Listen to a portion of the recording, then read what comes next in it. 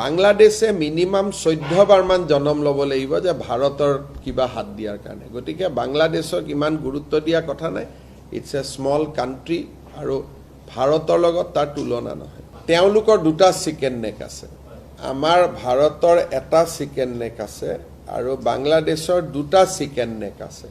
গতিকে আমাৰ এটা চিকেন নেকক বাংলাদেশে হামলা দিলে আমিতো দুটা চিকেন নেকক হামলা দিম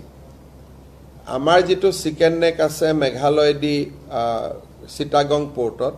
হেতু চিকেন নেক আমাৰ চিকেন নেকত কৈ সৰু ৰিং এটা দলিয়ালৈ পাই যায়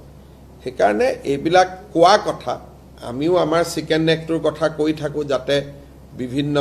টানেল আদি বিভিন্ন আঁচনি ভাৰত চৰকাৰৰ পৰা আমি পাব পাৰো কিন্তু চিকেন নেকত হাত দিবৰ কাৰণে ইণ্ডিয়া এখন কিমান শক্তিশালী ৰাষ্ট্ৰ তাতো আপোনালোকে আন্দাজ অপাৰেশন সিন্দুৰতে পাইছে বাকিটো মই নিউক্লিয়াৰ আদিলৈকে যাবই খোজা নাই বাংলাদেশে মিনিমাম 14 বাৰমান জনম ল'ব লাগিব যে ভাৰতৰ কিবা হাত দিয়াৰ কাৰণে গতিকে বাংলাদেশক ইমান গুৰুত্ব দিয়া কথা নাই ইটস এ স্মল কান্ট্ৰি আৰু ভাৰতৰ লগত তাৰ তুলনা নহয়